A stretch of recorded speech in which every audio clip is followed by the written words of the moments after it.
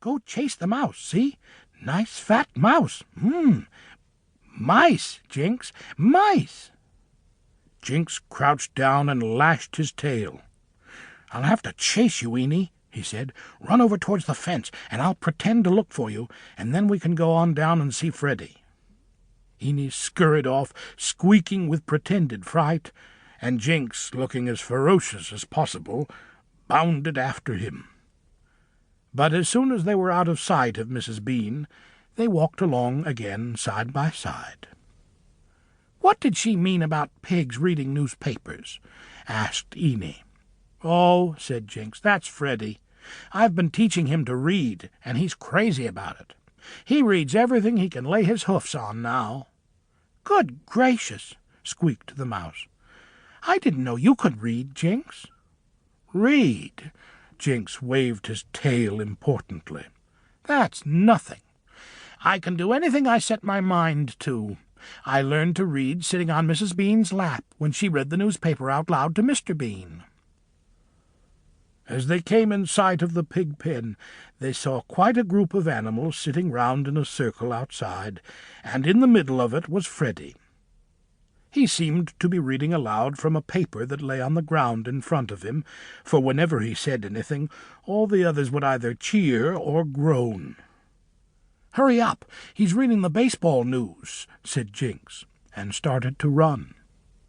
Eeny started to run too, but his legs were much too short to keep up with a cat.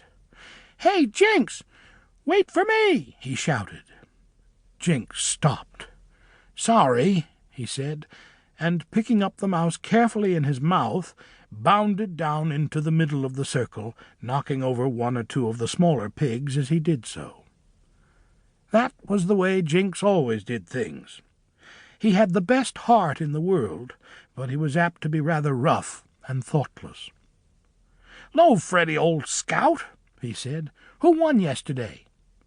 "The Giants," said the pig. "Very close game. 2-2 at the end of the 8th inning, and then Whippenberger knocked a home run and brought 2 men in." "Whippenberger?" said Jinx. "Who's he? That new shortstop? What's his batting average?" "Oh, my goodness," said Freddy crossly. "You can read, Jinx. Why don't you look it up yourself? I'm sick of doing the reading for all the animals on the farm. I don't get a chance to do anything I want to any more. Always somebody coming down here to get me to read something. And I'm especially sick of reading all these long accounts of baseball games. Maybe you get some fun out of it, but I don't. What's the sense of getting all excited about a game played by somebody else? A game that we animals couldn't play ourselves if we wanted to. I think it's silly."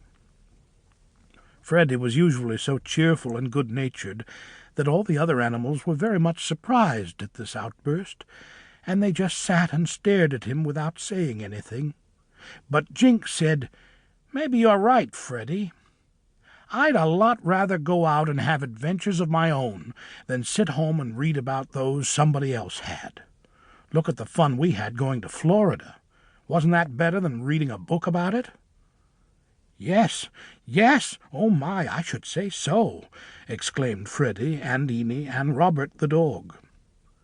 They and Jinx were the only ones there who had taken the Florida trip, and they naturally felt a little superior to the other animals on that account, and were sometimes inclined to put on airs about it. And Ferdinand the crow, who lived in the woods, had a very exasperating habit of sitting up in the big elm near the barn, where all the animals could hear him, and puffing out his chest and saying importantly, "Well, when I was in Florida," and then he would burst into a loud, derisive laugh. So now, as soon as the subject of Florida was brought up, all the other animals groaned and walked away, leaving Freddy and Eeny and Jinx and Robert alone. "I mean what I said, Jinx," said Freddy. "We ought to be doing something ourselves, instead of reading about what somebody else does. We ought to take another trip." "We haven't been back from Florida very long," said Robert. "I don't think we ought to take another trip now. We all have our work to do on the farm, and we can't do it if